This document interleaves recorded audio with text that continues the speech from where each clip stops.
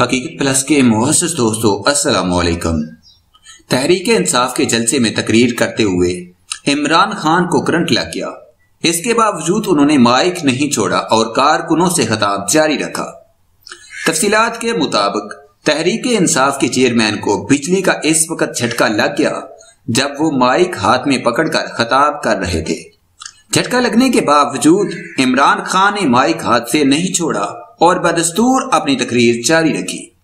واضح ہے کہ نارووال میں جلسہ سے خطاب کرتے ہوئے تحریک انصاف کی امیدوار ابرار الحق کو بھی مائک سے کرنٹ لگ گیا تھا، لیکن انہوں نے گھبرا کر مائک چھوڑ دیا تھا۔ آواز بحال ہونے کے بعد دوبارہ انہوں نے کارکنوں سے خطاب شروع کیا۔